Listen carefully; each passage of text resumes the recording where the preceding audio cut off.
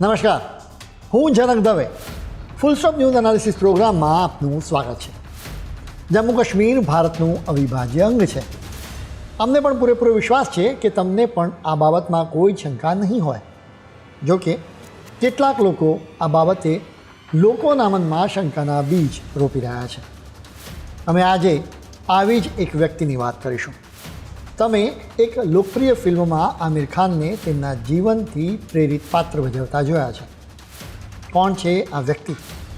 શા માટે તેઓ જાણતા કે અજાણતા પાકિસ્તાન અને ચીનના નેરેટિવને સપોર્ટ આપી રહ્યા છે, એની અમે વિગતે વાત કરીશું.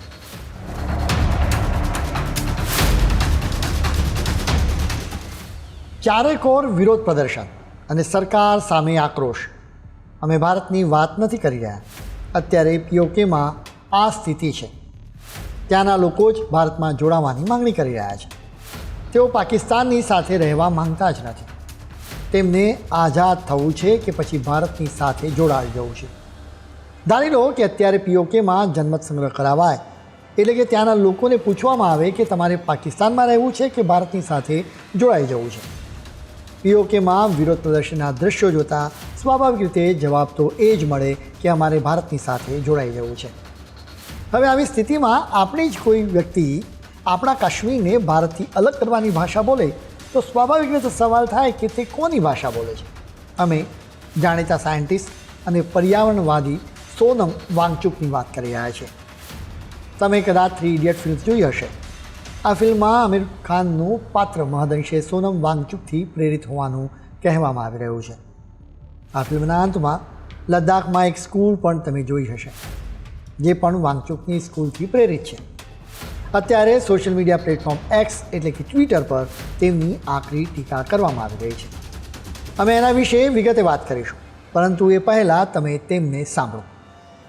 मैं यही पूछ रहा था कि ये कोई अपने ज़ाती विचार तो लोगों के हो सकते हैं, अगर पूरे रीजन का, पूरे आबादी का हो तो फिर हम दुआ करेंगे और मेहनत करेंगे कि ऐसा ही हो.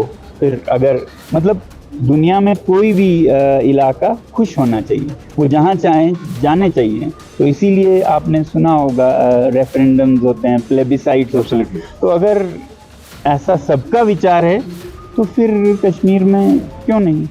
તમે સોનમ વાંગચુકના મુખે રેફરન્ડમ અને પ્લેબિસાઇટ એમ 2 શબ્દો સાંભળ્યા છે. રેફરન્ડમ અને પ્લેબિસાઇટ એટલે કે જનમત.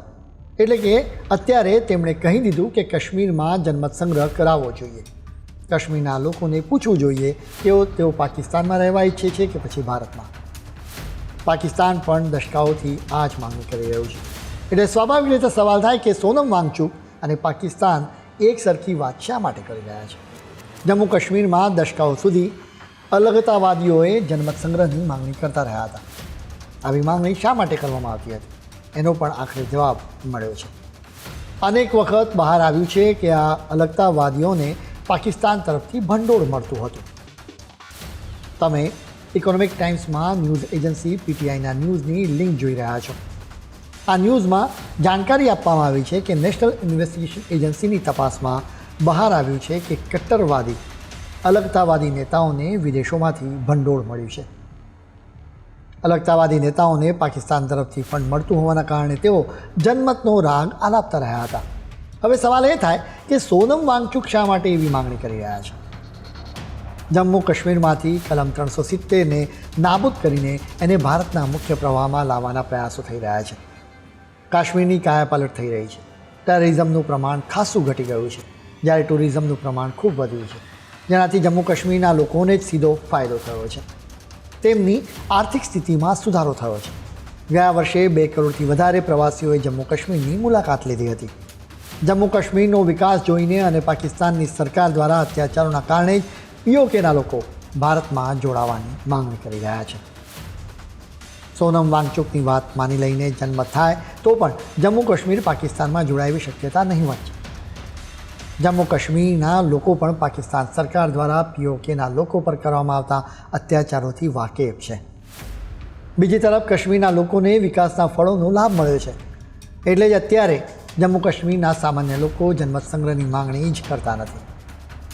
સોનમ વાંગચુકની જેમ ફારૂક અબ્દુલ્લાએ પણ જનમતની માંગણી કરી. ફારૂક અબ્દુલ્લાએ ગયા વર્ષે 4 ઓગસ્ટે જણાવ્યું હતું કે કલમ 370 ટેમ્પરરી હતી, કેમ કે કાશ્મીરે ભારત કે પાકિસ્તાનમાં જોડાવું છે કે નહીં એ નક્કી કરવા માટે કાશ્મીરમાં જનમત સંગ્રહ થવાનો હતો. જો કે જનમત ક્યારેય ન થયો. મહેબૂબા મુફ્તી પણ એ જ પ્રકારની ભાષા બોલે છે. પાકિસ્તાન પણ અવારનવાર જમ્મુ કાશ્મીરમાં જનમત સંગ્રહની વાત કરે છે. એટલે જ ફારૂક અબ્દુલ્લા જનમત સંગ્રહની વાત કરે તો સ્વાભાવિક રીતે સવાલ થાય કે શા માટે તેમની બંનેની ભાષા એક જ છે. વળી ફારૂકે તો હાલમાં પાકિસ્તાનનું નામ લઈને ડરાવવાની પણ કોશિશ કરી છે. સંરક્ષણ મંત્રી રાજનાથસિંહે પીઓકેને ભારતમાં પાછા લાવવાની વાત કરી હતી. એ સમયે ફારૂકે કહ્યું હતું કે પાકિસ્તાનની પાસે એટમ બોમ્બ છે. કાશ્મીરમાં જનમત સંગ્રહના નામે નવેસરથી એક નેરેટિવ રચવામાં આવી રહ્યું છે. આખું નેરેટિવ પાકિસ્તાન અને ચીન દ્વારા રચવામાં આવ્યું છે, જેમાં હવે સોનમ વાંગચુક પણ જોડાઈ ગયા છે. અમારો કહેવાનો અર્થ એ નથી કે સોનમ વાંગચુક પાકિસ્તાન અને ચીનના કહેવાથી જનમતની માંગણી કરી રહ્યા છે. જો કે અલબત્ત એ તો સ્પષ્ટ વાત છે કે તેઓ ઇરાદાપૂર્વક કે અજાણતામાં પાકિસ્તાન અને ચીનના નેરેટિવને સપોર્ટ આપી રહ્યા છે. આ નેરેટિવ રચવામાં અભિનેતામાંથી રાજનેતા બનનારા કમલ હસન પણ જોડાયા હતા. 2019ની 14મી ફેબ્રુઆરીએ પુલવામા એરિયામાં આતંકવાદી હુમલો થયો હતો. CRPFના 40 જવાનો આ હુમલામાં શહીદ થયા હતા. આવા સમયે આર્મી અને અર્ધલશ્કરી દળોને સપોર્ટ આપવાનો હોય. જો કે કમલ હસને તેમનું મનોબળ તોડતી વાત કહી હતી. આ હુમલાના માત્ર 3 દિવસ બાદ કમલ હસને સવાલ કર્યો હતો કે શા માટે કાશ્મીરમાં જનમત યોજાતા ભારત ડરે છે. ચોક્કસ જ કમલ હસનની આકરી ટીકા કરવામાં આવી હતી. સોનમ વાંગચુક, ફારૂક અબ્દુલ્લા, કમલ હસન અને પાકિસ્તાન એ તમામ જમ્મુ કાશ્મીરમાં જનમતની માંગણી કરી રહ્યા છે. આ માંગણીનો આધાર શું છે એ પણ તેમણે સ્પષ્ટ કરવું જોઈએ. ફારૂક અબ્દુલ્લા અને પાકિસ્તાનના ઈરાદા તો સમજાય. જો કે સોનમ વાંગચુક અને કમલ હસન જેવા અનેક લોકો શા માટે દેશ વિરોધી ભાષા બોલવા લાગે એ તપાસનો વિષય છે. આ સમગ્ર પ્રકરણથી એક વાત ઉડીને આંખે વળગે છે કે સોનમ કે કમલ હસન જેવી હસ્તીઓ સૌપ્રથમ પોતપોતાના ક્ષેત્રોમાં પ્રસિદ્ધિ મેળવે છે. સોનમ વાંગચુકની વાત કરીએ તો ગ્રામીણ વિકાસ અને શિક્ષણમાં તેમના યોગદાનની કદર કરવી રહી. એ જ રીતે કમલ હસને પણ અનેક દમદાર ફિલ્મો આપી છે. જો કે એના પછી તેઓ બંને એવી રીતે ભાષા બોલી રહ્યા છે કે જે દેશના હિતમાં નથી. એટલું જ નહીં, તેમની વાતથી દેશના લોકો ગેરમાર્ગે દોરાય છે. તેઓ તેમની પ્રસિદ્ધિ અને કદનો ઉપયોગ કરીને દેશ વિરોધી તાકાતોને જાણતા કે અજાણતા બળ આપી રહ્યા છે. અત્યારે તેઓ બંને જનમત સંગ્રહની વાત કરી રહ્યા છે. જમ્મુ કાશ્મીરમાં શા માટે જનમત સંગ્રહની જરાય જરૂર નથી એના વિશે અમે વિગતે વાત કરીશું, પરંતુ અત્યારે સમય છે એક બ્રેકનો.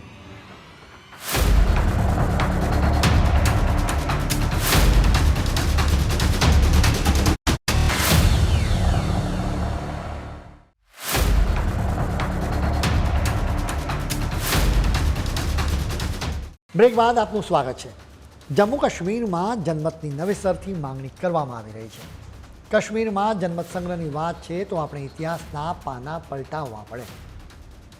15મી ઓગસ્ટ 1947ના દિવસે ભારતને આઝાદીની સાથે ભાગલાની પીડા પણ સાથે મળી. એ સમયે દેશ 500થી વધારે નાના મોટા રજવાડામાં વહેંચાયેલો હતો. જો કે કેટલાક રજવાડા ભારત અને પાકિસ્તાનમાંથી કોઈની સાથે નહોતા જવા ઈચ્છતા. જમ્મુ કાશ્મીર આવું જ રજવાડું હતું. આઝાદીના થોડાક મહિના બાદ 22મી ઓક્ટોબર 1947ના દિવસે પાકિસ્તાનના આતંકવાદીઓથી ભરેલી સેંકડો ટ્રકો કાશ્મીરમાં ઘૂસી ગઈ. તેમનો હેતુ કાશ્મીરને પાકિસ્તાનની સાથે જોડી દેવાનો હતો. આ આતંકવાદીઓને સ્વાભાવિક રીતે પાકિસ્તાનની સરકાર અને સેનાએ જ મોકલ્યા હતા. આખરે જમ્મુ કાશ્મીરના મહારાજા હરિસિંહે ભારત પાસેથી મદદ માંગી. 27મી ઓક્ટોબર 1947ના દિવસે મહારાજા હરિસિંહે ભારતની સાથે વિલય માટેના દસ્તાવેજો પર હસ્તાક્ષર કર્યા. બીજા દિવસે ભારતની સેના કાશ્મીરમાં પ્રવેશી. એ સમયે જવાહરલાલ નહેરુ આ મામલાને 1 જાન્યુઆરી 1948ના દિવસે સંયુક્ત રાષ્ટ્રમાં લઈ ગયા. સંયુક્ત રાષ્ટ્રમાં પ્રક્રિયા ચાલી રહી હતી. એ સમયે પાકિસ્તાનીઓએ કાશ્મીરના મોટા ભાગ પર ગેરકાયદે કબજો કરી લીધો હતો. સંયુક્ત રાષ્ટ્રની મધ્યસ્થતાથી બંને દેશો વચ્ચે યુદ્ધ વિરામ તો થઈ ગયું. જો કે સાથે એ પણ નક્કી થયું કે ભારતની પાસે જેટલું કાશ્મીર હતું એટલું ભારતની પાસે જ રહેશે. જેટલા ભાગ પર પાકિસ્તાને કબજો કરી લીધો છે એ પાકિસ્તાનની પાસે જ રહેશે, જેને POK કહેવામાં આવે છે. ભારત અને પાકિસ્તાન મામલે સંયુક્ત રાષ્ટ્રપંચના 13મી ઓગસ્ટ 1948ના દિવસના પ્રસ્તાવમાં 3 શરતો ક્રમ અનુસાર હતી. પહેલી શરત યુદ્ધ વિરામની હતી. બીજી શરત હતી કે પાકિસ્તાને ભારતની જમીન પરથી એના તમામ સૈનિકોને પાછા હટાવી લેવા. ત્રીજી શરત જનમત સંગ્રહની હતી. પહેલી 2 શરતો પૂરી થાય તો જ ત્રીજી શરતનું પાલન થાય. 1 જૂન 1949ના દિવસે યુદ્ધ વિરામ થઈ ગયો. જો કે પાકિસ્તાને ગેરકાયદે પચાવી પાડેલી ભારતની જમીનને ખાલી કરવાની ના પાડી દીધી. એટલા માટે 23મી ડિસેમ્બર 1948ના દિવસે સંયુક્ત રાષ્ટ્રપંચનું પણ ભારતથી સહમત થયું કે બીજી શરતનું પાલન ન થયું હોવાના કારણે ત્રીજી શરતનું પાલન કરવાની જરૂર જ નથી. પંચે 5મી જાન્યુઆરી 1949ના દિવસે એના પ્રસ્તાવમાં આ વાત કન્ફર્મ કરી હતી. એટલે કે આ પંચે જ સ્વીકાર્યું હતું કે બીજી શરત ન માની પાકિસ્તાને જનમત સંગ્રહનો રસ્તો બંધ કરી દીધો છે. એમ છતાં નહેરુ જનમત સંગ્રહની વાત કરતા જ રહ્યા હતા. આ આખા પ્રકરણમાં મુખ્ય વિલન લોર્ડ માઉન્ટબેટન છે. તેઓ જ કાશ્મીરમાં જનમત સંગ્રહ કરાવવા ઈચ્છતા હતા. 27મી ઓક્ટોબર 1947ના દિવસે ભારતની સાથે વિલય માટેના દસ્તાવેજો પર હસ્તાક્ષર કરવાની સાથે જ લોર્ડ માઉન્ટબેટને મહારાજા હરિસિંહને એક પત્ર લખ્યો હતો. માઉન્ટબેટને લખ્યું હતું કે મારી સરકારની ઈચ્છા છે કે કાશ્મીરની ધરતી પરથી આક્રમણખોરોને મુક્ત કરાવ્યા બાદ જનમત સંગ્રહ કરાવવો જોઈએ. એટલે કે ત્યાંના લોકોને સવાલ કરવો જોઈએ કે શું કાશ્મીરની ખરેખર ભારતમાં સામેલ કરવું જોઈએ કે નહીં. ભારત 1947માં આઝાદ તો થઈ ગયું, પરંતુ આપણા બંધારણનો 26મી જાન્યુઆરી 1950ના દિવસે અમલ થયો હતો. એટલા માટે ત્યાં સુધીમાં બ્રિટિશ કાયદા હેઠળ ગવર્નર જનરલ તરીકે માઉન્ટબેટન જ શાસનના વડા હતા. એટલા માટે ભારતીય લીડરશિપ તેમની વાતને નકારી ન શકી. માઉન્ટબેટનની સલાહથી જ નહેરુ કાશ્મીરનો મામલો યુએનમાં લઈ ગયા હતા. એટલું જ નહીં, યુએનમાં ભારતે પાકિસ્તાનની સરખામણીમાં આક્રમકતાથી રજૂઆત નહોતી કરી. ખેર, પાકિસ્તાન તરફથી કાશ્મીરમાં જનમત સંગ્રહની વાત કરવામાં આવી રહી છે. હકીકત એ છે કે કાશ્મીરમાં જનમત સંગ્રહની વાત પાકિસ્તાને જ નકારી છે. લોર્ડ માઉન્ટબેટનના સાથી એલન કેમ્પબેલ જોન્સને તેમના પુસ્તક મિશન વિથ માઉન્ટબેટનમાં આ વાત જણાવી છે. તેમણે લખ્યું છે કે માઉન્ટબેટને યુએનના નિરીક્ષકોના માર્ગદર્શનમાં જનમત સંગ્રહનો પ્રસ્તાવ રજૂ કર્યો હતો. 2 નવેમ્બર 1947ના દિવસે મોહમ્મદ અલી જીનાને આ પ્રસ્તાવ આપવામાં આવ્યો હતો. એ સમયના પાકિસ્તાનના ગવર્નર જનરલ જીણાએ આ પ્રસ્તાવ ફગાવી દીધો હતો. તેમણે આગ્રહ રાખ્યો હતો કે ભારત અને પાકિસ્તાનના ગવર્નર જનરલ દ્વારા જ જનમત સંગ્રહ થવો જોઈએ. જીણાની માંગણીને માઉન્ટબેટને ફગાવી દીધી. સવાલ એ છે કે શા માટે જીણાએ યુએનના નિરીક્ષક હેઠળ જનમત સંગ્રહની વાત ફગાવી દીધી. જીણા માનતા હતા કે જો ભારત અને પાકિસ્તાનના ગવર્નર જનરલ દ્વારા જનમત સંગ્રહ થશે તો તેઓ સહેલાઈથી એના તારણને પ્રભાવિત કરી શકશે. એટલે કે તેઓ માનતા હતા કે તેઓ ઈચ્છે એ મુજબ તારણ લાવી શકશે. જો યુએનના નિરીક્ષકો હેઠળ જનમત સંગ્રહ થાય તો કાશ્મીરના એ સમયના મુસલમાનો પણ પાકિસ્તાનની વિરુદ્ધ જ મત આપે. એનું કારણ એ હતું કે પાકિસ્તાન દ્વારા સ્પોન્સર્ડ આતંકવાદીઓ જમ્મુ કાશ્મીરમાં ઘૂસ્યા હતા. ત્યારે તેમણે આતંક મચાવ્યો હતો. તેમણે કાશ્મીરમાં હિન્દુઓની સાથે મુસલમાનોને પણ લૂંટ્યા હતા અને હત્યાઓ કરી હતી. બંને ધર્મના લોકોની યુવતીઓ પર બળાત્કાર કર્યા હતા. એટલા માટે જ પાકિસ્તાનની તરફેણમાં ચુકાદો આવે એવી કોઈ જ શક્યતા નહોતી. મે 1950માં યુએનના મધ્યસ્થી ઓવેન ડિક્સને પણ કાશ્મીરમાં જનમત સંગ્રહનો પ્રસ્તાવ રજૂ કર્યો હતો. ઓવેને યુએનને સોંપેલા રિપોર્ટમાં જણાવ્યું હતું કે ભારત જનમત સંગ્રહના પ્રસ્તાવને સ્વીકારવા માટે તૈયાર છે. જો કે પાકિસ્તાને આ પ્રસ્તાવને ફગાવી દીધો છે. સોનમ વાંગચુક, ફારૂક અબ્દુલ્લા અને કમલ હાસને આ ઇતિહાસને જાણવો જોઈએ. પાકિસ્તાને કાશ્મીરમાં જનમત સંગ્રહ માટેના અનેક પ્રસ્તાવને ફગાવી દીધા છે. સોનમ વાંગચુકની વાત છે તો તેઓ કાશ્મીરના મામલે આ સ્ટેટમેન્ટ સિવાય લદ્દાખમાં તેમની ભૂખ હડતાલના કારણે પણ સતત ચર્ચાના કેન્દ્ર સ્થાને રહ્યા હતા. અમે તેમના વિશે વધુ જણાવીશું, પરંતુ અત્યારે સમય છે એક વિરામ.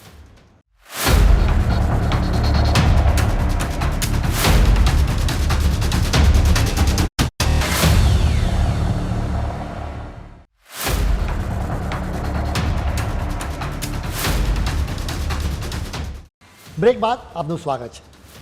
અમે 3 ઇડિયટ ફિલ્મના રિયલ પાત્ર સોનમ વાંગચુકની વાત કરી રહ્યા છીએ. વિવાદો સાથે તેમનો સીધો અને મજબૂત સંબંધ છે. એક ન્યૂઝ ચેનલને આપવામાં આવેલા ઇન્ટરવ્યૂમાં તેમણે ભગવાન શ્રીરામ અને સીતા વિશે અમર્યાદિત કોમેન્ટ કરી હતી. આ કોમેન્ટ એટલી હદે અભદ્ર છે કે અમે એને ટીવી પર રજૂ કરી શકીએ એમ નથી. એનાથી સવાલ થાય છે કે વાંગચુકથી બોલવામાં ચૂક થઈ હતી કે પછી એ નિવેદન તેમનું ચરિત્ર છતું કરે છે. હવે અમે મૂળ વિવાદની વાત કરીશું. 5મી ઓગસ્ટ 2019ના દિવસે જમ્મુ કાશ્મીરમાંથી કલમ 370 અને 35A ને હટાવવામાં આવી હતી. આ સાથે જ લદ્દાખ કેન્દ્ર શાસિત પ્રદેશ બન્યો. આ વર્ષની શરૂઆતમાં જ લદ્દાખમાં વિરોધ પ્રદર્શન થવા લાગ્યા. લેહમાં બૌદ્ધ ધર્મના લોકોની બહુમતી છે, બીજી તરફ કારગિલમાં મુસલમાનોની બહુમતી છે. તેમના બંનેના નેતાઓએ હાથ મિલાવ્યા અને Leh and Kargil democratic alliance નામનું સંગઠન રચ્યું. તેમણે બંધારણની 6મી અનુસૂચિ હેઠળ અધિકારોની માંગણી કરી. હવે બંધારણની 6મી અનુસૂચિ છે શું એ પણ જાણવું જરૂરી છે. અત્યારે આસામ, મિઝોરમ, ત્રિપુરા અને મેઘાલયમાં 6મી અનુસૂચિનો અમલ છે. 6મી અનુસૂચિ હેઠળ આ રાજ્યોમાં આદિવાસીઓના અધિકારોના રક્ષણ માટે સ્વાયત્ત કાઉન્સિલ રચાય છે. એટલે કે આદિવાસીઓ પોતાના વિશે જાતે જ નિર્ણયો લે છે. આ કાઉન્સિલને પોતાના વિસ્તાર માટે કાયદા ઘડવાનો પણ અધિકારો અપાયા છે. આ કાઉન્સિલ જમીન, જંગલ, ખેતી, વારસા અને આદિવાસીઓના રીતિ રિવાજો અને પરંપરા વિશે કાયદા ઘડી શકે છે. એટલું જ નહીં, આ કાઉન્સિલને વેરાઓ કલેક્ટ કરવાનો પણ અધિકાર આપવામાં આવ્યો છે. લદ્દાખના લોકો પણ આ 4 રાજ્યોની જેમ 6મી અનુસૂચિના અમલની માંગણી કરી રહ્યા છે. જોકે આ 4 રાજ્યોમાં એના અમલનો અનુભવ સારો રહ્યો નથી.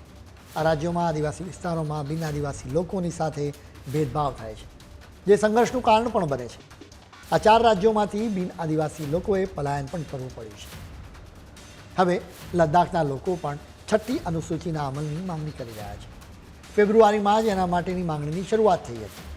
Leh and Kargil democratic alliance દ્વારા કહેવામાં આવ્યું કે લદ્દાખના લોકોને તેમના માટે નિર્ણય કરવાનો અધિકાર આપો. કેન્દ્ર સરકારે આ માંગણીને ફગાવી દીધી. કેન્દ્ર સરકારે વાસ્તવમાં લદ્દાખના લોકોની માંગણીઓ વિશે તપાસ કરવા માટે એક સમિતિની રચના કરી હતી. વિરોધ પ્રદર્શન કરનારાઓ અને આ સમિતિ વચ્ચે અનેક મિટિંગ થઈ. 4મી માર્ચે લેહ એન્ડ કારગિલ ડેમોક્રેટિક એલાયન્સના નેતાઓ કેન્દ્રીય ગૃહમંત્રી અમિત શાહને મળ્યા હતા, જેમાં પણ લદ્દાખના લોકોની માંગણીને ફગાવી દેવામાં આવી. જેના 2 દિવસ પછી વાંગચુકે ભૂખ હડતાળ શરૂ કરી. તેઓ એક જ જગ્યાએ બેસતા હતા. 21 દિવસ સુધી તેમણે ભૂખ હડતાળ કરી હતી. એ દરમિયાન આખા દેશનું ધ્યાન તેમના પર ખેંચાયું હતું. વાંગચુક 6મી અનુસૂચિ સિવાય બીજી માંગણીઓ પણ કરવા લાગ્યા, જેમ કે લદ્દાખને સંપૂર્ણ રાજ્યનો દરજ્જો આપવામાં આવે, લદ્દાખ માટે અલગથી લોકસેવા આયોગની રચના કરવામાં આવે. એટલું જ નહીં, લદ્દાખમાં લોકસભાની 1 સીટ છે એના બદલે 2 સીટ કરવામાં આવે. ઉપરાંત રાજ્યસભામાં પ્રતિનિધિત્વની પણ માંગણી કરવામાં આવી હતી. હવે આ માંગણીઓ કેટલી વ્યાજબી છે એના વિશે વાત કરીશું. વાત 6મી અનુસૂચિની કરીએ તો અમે તમને પહેલાં જ જણાવ્યું કે એનાથી આદિવાસીઓ અને બિન આદિવાસીઓ વચ્ચે ઘર્ષણ થઈ શકે છે. એટલું જ નહીં, જો લદ્દાખને 6મી અનુસૂચિનો લાભ આપવામાં આવે તો અરુણાચલ પ્રદેશ અને મણિપુર પણ એના માટે માંગણી કરવા લાગે. એ જ રીતે આંદામાન નિકોબાર પણ એવી જ માંગણી કરવા લાગી. એટલે દેશમાં વિવાદો વધતા જાય. અત્યારે લગભગ 140 કરોડની વસ્તી વચ્ચે 543 સીટ છે. એટલે કે એક લોકસભા બેઠક પર એવરેજ વસ્તી 25.78 લાખ છે. બીજી તરફ લદ્દાખની વસ્તી 2.74 લાખ છે. એમ છતાં ત્યાંના લોકોએ 2 બેઠકોની માંગણી કરી રહ્યા છે. વિરોધ પ્રદર્શન કરનારાઓની દલીલ છે કે જમ્મુ કાશ્મીરમાંથી કલમ 370 નાબૂદ કરવામાં આવી એના પહેલાં લેહ અને લદ્દાખમાંથી વિધાનસભ્યો ચૂંટાઈને જમ્મુ કાશ્મીર એસેમ્બલીમાં જતા હતા. જોકે હવે લદ્દાખ કેન્દ્ર શાસિત પ્રદેશ છે, જેના કારણે કેન્દ્ર સરકારના અધિકારી જ લદ્દાખ વિશે નિર્ણયો લે છે. લદ્દાખ વિશે નિર્ણયો લેવાની પ્રક્રિયામાં સ્થાનિક લોકોનું યોગદાન નથી. જોકે સરકારનું કહેવું છે કે જો લદ્દાખને છૂટ આપવામાં આવે તો આવતીકાલે બીજા કેન્દ્ર શાસિત પ્રદેશો પણ એવા પ્રકારની છૂટ માંગે. સરકારે વિરોધ પ્રદર્શન કરનારાઓ સાથેની વાતચીતમાં કલમ 371ના અમલનો વિકલ્પ આપ્યો હતો. નાગાલેન્ડ, આંધ્રપ્રદેશ, મિઝોરમ, આસામ, મણિપુર, ગોવા, સિક્કિમ અને મહારાષ્ટ્ર સહિત ભારતના 11 રાજ્યોમાં ઓલરેડી 371 કલમ લાગુ છે. આ કલમથી શું લાભ થાય છે એ પણ જાણવું જરૂરી છે. આ કલમ હેઠળ નોકરીઓમાં સ્થાનિક લોકો માટે 80% અનામતની જોગવાઈ છે. એટલું જ નહીં, સ્થાનિક ભાષા અને સંસ્કૃતિની જાળવણી માટે સરકાર દ્વારા ખાસ પ્રયાસો કરવામાં આવે છે. સવાલ એ છે કે ભારત સરકારે છેક 2019માં જ લદ્દાખને કેન્દ્ર શાસિત પ્રદેશનો દરજ્જો આપ્યો હતો.